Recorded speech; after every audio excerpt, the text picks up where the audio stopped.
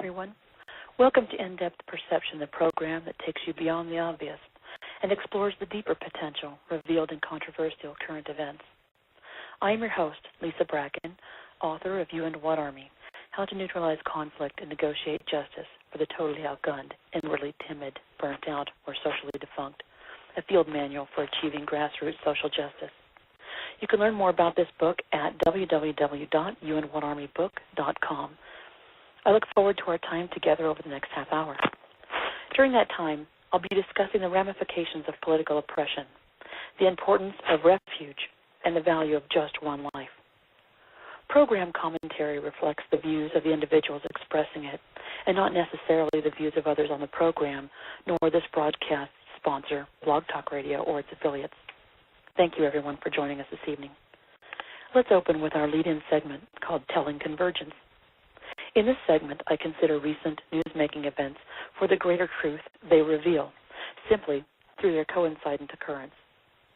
Tonight's segment is titled, Save One Person, Save the World. In the past 2 weeks, regime violence in Syria has increased, but so has reporting of abuses from internal observers like the Arab League and human rights organizations, many of whom have posted videos to YouTube or other video-sharing sites on the Internet.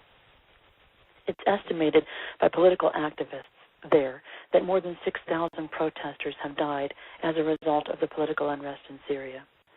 Increasingly, division seems to be occurring along sectarian lines as opposing sects compete for local control. Meanwhile, in the vacuum left by vacating U.S. forces in Iraq, Iran is pressing allegiance with Iraq, its former and longtime adversary. At the same time, it threatens the U.S. with closure of the Strait of Hormuz, a key oil export shipping channel in the region. Purportedly, this threat has arisen in response to Iranian protests against the looming imposition of U.S. sanctions. All this assures that unrest will continue in that region. Even as U.S. forces prepare to recalibrate their presence in Afghanistan, 10 years of progress made by women in that country are under threat of loss due to a resurgence of extremely violent oppression there. As reported today by CNN, it has been estimated by experts that over 80% of women in Afghanistan are routinely abused physically, sexually, or psychologically, often by the families they are married into.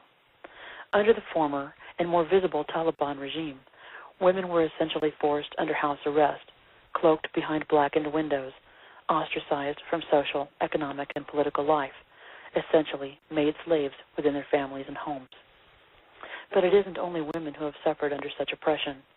As National Geographic has reported, small boys forced into military service are dressed as women and paraded in front of older men in evening encampments, then auctioned to the highest bidder and raped. U.S. Secretary of State Hillary Clinton has long labored to arrest such human rights abuses in the region, but they persist. One must ask why. What causes these issues to persist despite distant outrage at such acts, even as similar cruel and perverse actions occur in our own country and elsewhere in the world? Many point to political policy, and indeed one can trace instability to policy, particularly when it acts in a capacity to incentivize instability. Policy can contribute to political, economic, and educational inequities, all of which help increase division in society. In fact, under Taliban rule, women in Afghanistan were prohibited from receiving an education or earning income. As members of society, they were valued at less than zero, unquote, according to sources from CNN. Historians have long recognized women as foundational components of a stable and prosperous society.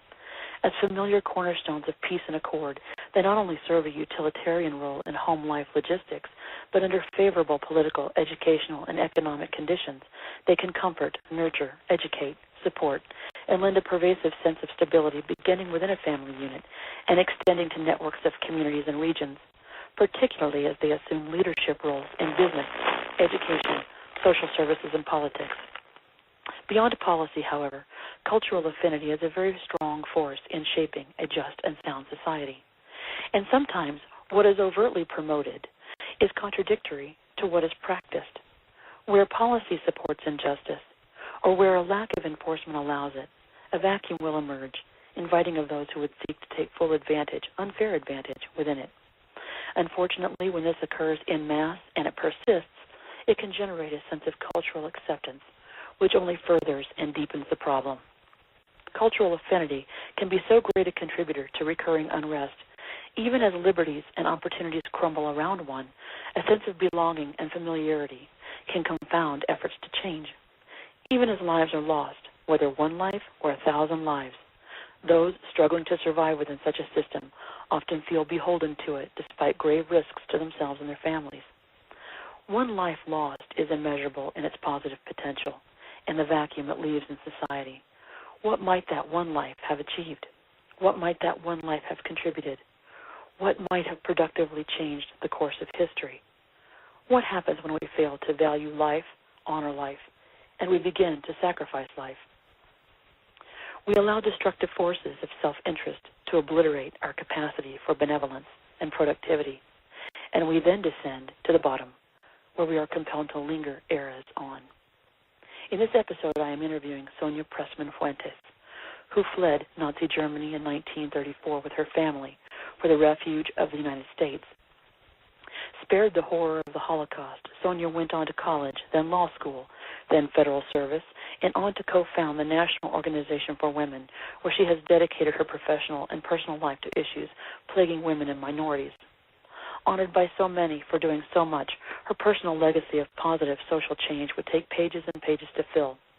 Her story illustrates not only what it can mean to live under threat of oppression and death, but what it means to act in favor of hope and change, what it can mean to the world when just one life is given the opportunity to live on. This brings us to our next segment, in which we discuss the ramifications of political oppression, the importance of refuge, and the value of just one life, with Sonia Pressman Fuentes, author of the book, Eat First, You Don't Know What They Will Give You. You can learn more about Sonia's book through her website, www.erratic.com/Fuentes. That's spelled www.erraticImpact.com/Fuentes, which is spelled Fuentes. I'd like to introduce Sonia via a write-up from her alma mater newsletter, as it wonderfully encapsulates her many achievements. That summary begins. For most immigrants fleeing Nazi Germany in the early 1930s, America was a land of freedom and opportunity that usually came with the price of hard times and hard work that left little room for philosophical or social conviction. Not so for Sonia Pressman Fuentes, who even today is continuing to work hard in support of her convictions. Fuentes is one of the most lively and active feminist public speakers and authors today, not allowing herself to rest on the laurels of her past accomplishments or slow down in the twilight of her life. From being the first female attorney in the Office of General Counsel at the Equal Employment Opportunity Commission to being one of the co-founders of the National Organization of Women, Fuentes continues today to be driven and energetic in her pursuit of women's rights. Recently, Sonia has been traveling the globe and continuing her experiential education in culture, society, and the arts. She has also spoken on behalf of candidates supportive of the women's movement and will be featured in an upcoming documentary by Jennifer Lee regarding a revival of the second wave of the women's movement. Her memoir continues to be a popular and inspirational selection for all people in all walks of life. Sonia, are you there? Yes, I am. Sonia, thank you for that lovely introduction. Sonia, thank you, and welcome to the program, and thank you so much for joining us this evening.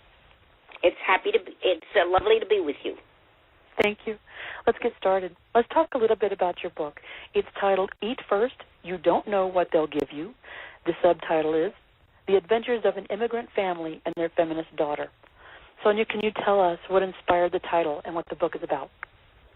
Well, originally I had a more serious title called Laughing Through My Tears. And I was in a writing course at the Writer Center in Bethesda, Maryland, and the instructor said to me, if you've written a book with humor, which is what I did, you need to have a humorous title. So I was at a book fair one day and looking at various books, and the title I now have sprang into my mind, but it comes from something my mother used to say. What was that about? Well, my mother kept a kosher home, and she cooked for me and my father kosher food, which she bought and cooked with love. And my parents were of a time and a culture where they didn't go out to eat. But as I was growing up and got into my teens, I was invited out to eat at friends' homes and restaurants.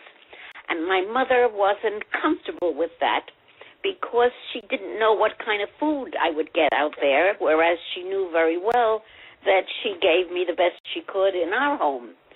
So when I was going out for dinner, she wanted me to eat a dinner first in her home. And she'd say, eat first, you don't know what they'll give you. The warmth of your family is cited so many times in reviews of your book, and it comes across in your sense of humor. I can only imagine what your family life must have been like and how blessed you were to have a family with humor in it, during those times of oppression especially. Well, my family didn't have humor in it. I just saw the humor in our lives and in my parents' conversation, but that is not to say it was particularly humorous. Well, I just saw that aspect. That had to have helped you, Sonia, growing up in a place that was unfamiliar to you. In America, you came here when you were only 5 years old. Can you talk a little bit about what led to your family leaving Germany and what conditions inspired that? Well, my parents had lived in Germany for about 20 years. My father a little longer than that. And in the 1930s, my father was a well-to-do businessman in Berlin. He had a men's clothing business with a small factory in the back that he ran. My mother had servants in the home. And my parents had just bought a building with 42 apartments as an investment property. Now, that is not to say that that's how they started out. They started out very poor and uneducated in a village in Poland. But they had worked themselves up over the years to this kind of situation. And then on January 30th, 1933, Hitler was named Vice Chancellor of Germany. And my brother, Herman, my late brother, who was 19 at that time, saw in very short order what a threat Hitler posed for the Jews. And he went to my father, and we also had an incident in our store, and we saw what was happening to Jewish people that we knew. And so my brother went to my father and said, we need to leave here. And my father thought that was insane. And here he was, well-established, comfortable, had lived in the country for 20 years. Who would pick up and leave all that to go where and to do what? So he wouldn't think of it. He said to my brother, Hitler and his thugs would blow over, and he certainly wasn't going to go anywhere. So my brother decided to leave on his own. He initially wanted to go to London, but he couldn't get a visa for there. So in April of 1933, he left by himself for Antwerp, Belgium, where we had a cousin. And when he got to Antwerp, he, of course, corresponded with my family, with our parents, and my mother wrote to him that he should return to Germany after a short time passed because they needed him in the business.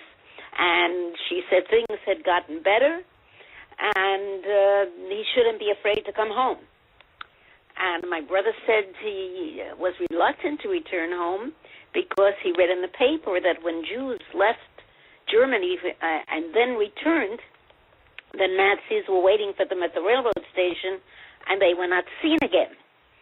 But he said if my parents ordered him to return, he was a dutiful son, he would return. And I believe my parents did order him to return, and he was going to do it. And I do not know what happened, but they changed their minds. My father sat down. He always told us in a small group, in a small room with a small group of Nazis, and he gave them our business and our investment property, and they gave him money that was a small fraction of what those properties were worth. But with that, they permitted us to leave Germany. And we went to Antwerp. My goodness, your father went and negotiated by himself with a room full of Nazis? I don't say a room full. I think there were several. He always said there were several Nazis. But my father really wasn't afraid of things, and at that time it may not have been so bad. I don't know. I never asked him how he felt about that, but he told this story in a perfectly business-like manner. He sat down with a small group of Nazis, he said, in a small room, and they made this deal.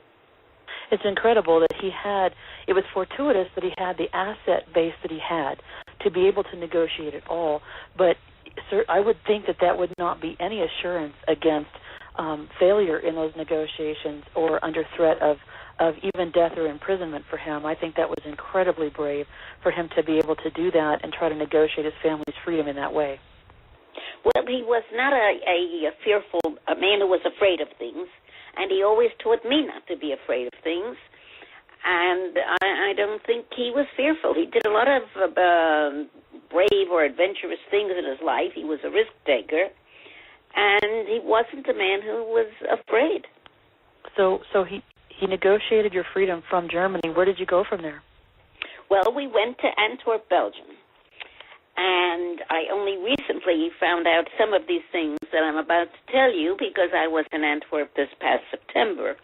But we went to Antwerp, Belgium, but none of us had the legal right to remain there.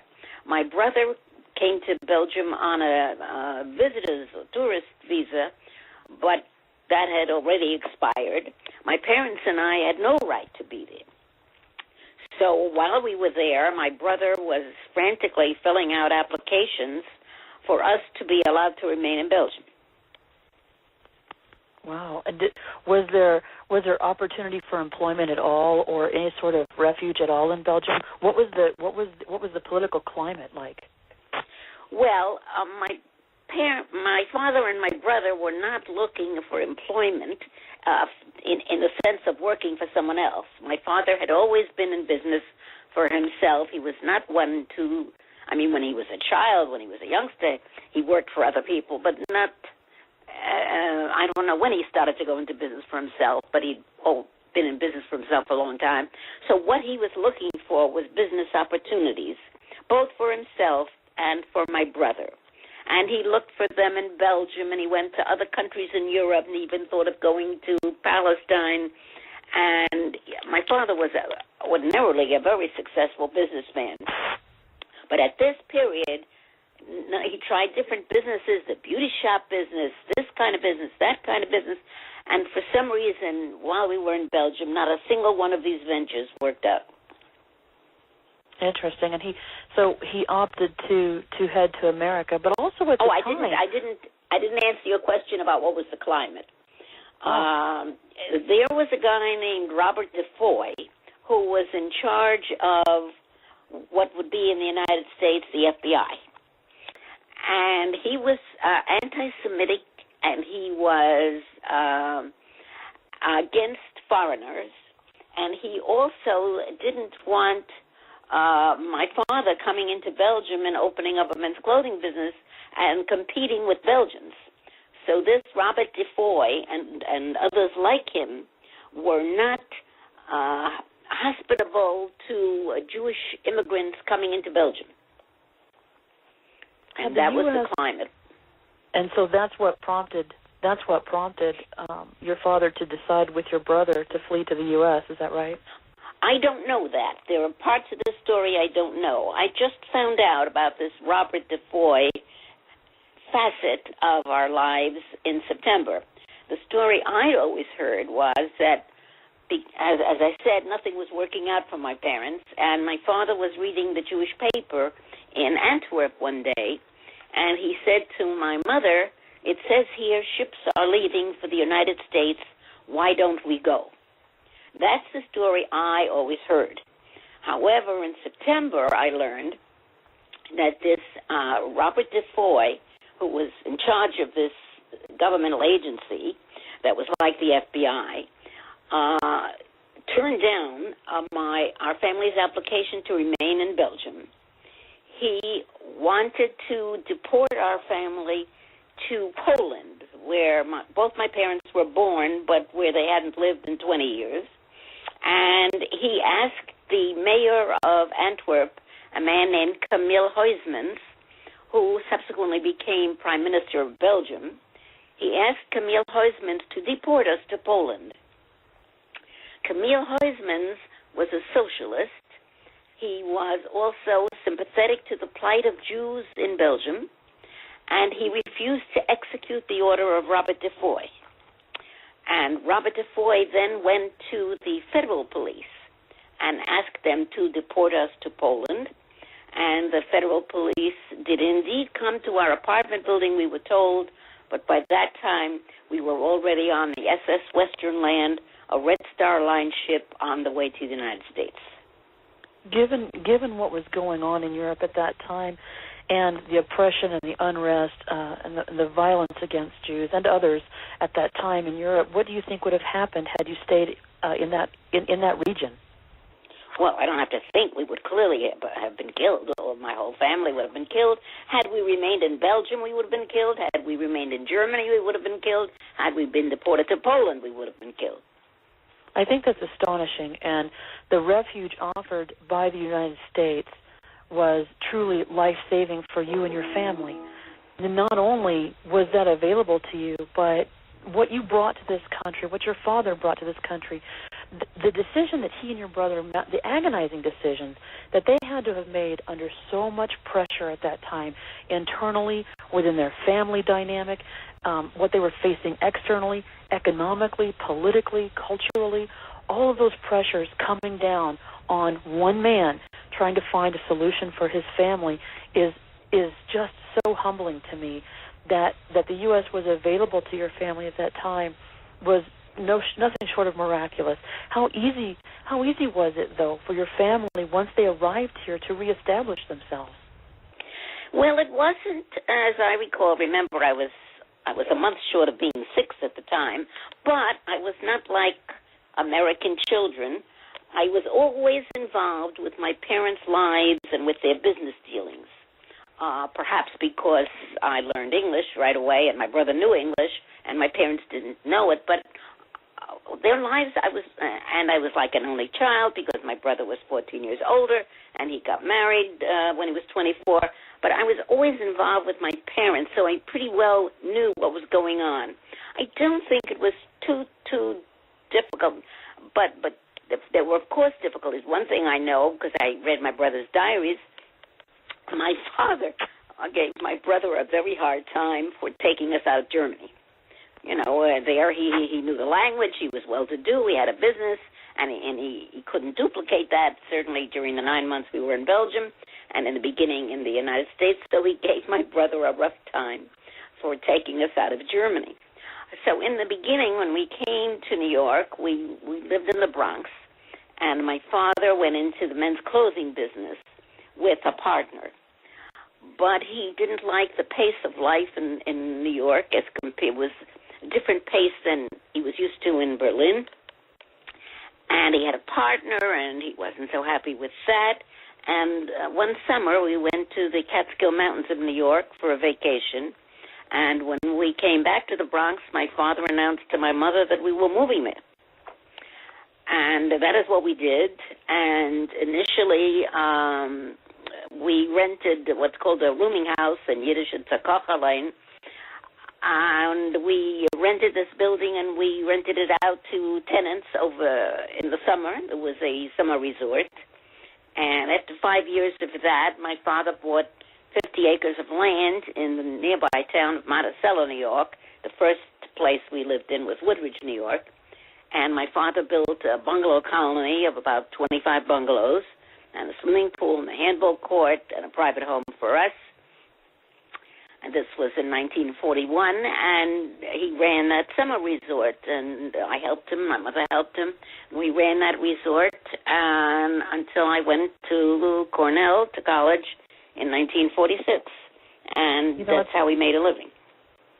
It's amazing to me that certainly there were a lot of things to press upon your family's fabric, but the fact that your father and your brother were able to unite in their persistence toward family stability obviously yielded great benefit over time.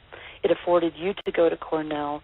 It kept your family together and alive, thanks to your brother's insight also.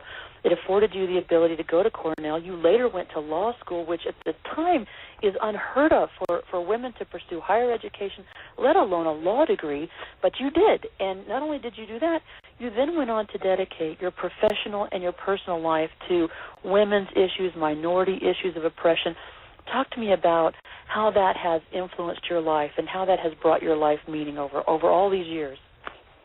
Well, I've been very lucky in the sense that I've had all my life, not all my life, but from the time I joined the EOC, which was in 1965, since 1965, I've been involved in a goal which is larger than my own life.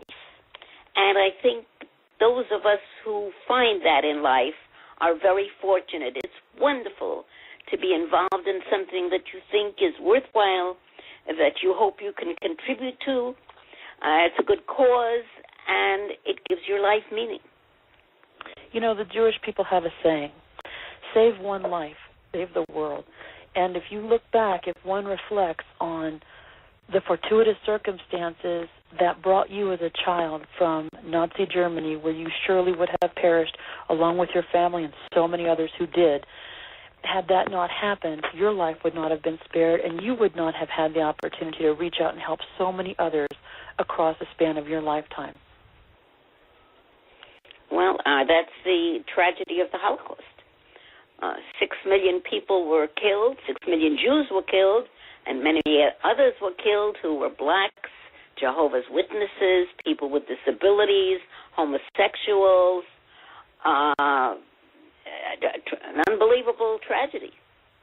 I think we have to, even as a modern society, we especially as a modern society, we take so many things for granted, so many institutions for granted, our civil liberties, our freedoms.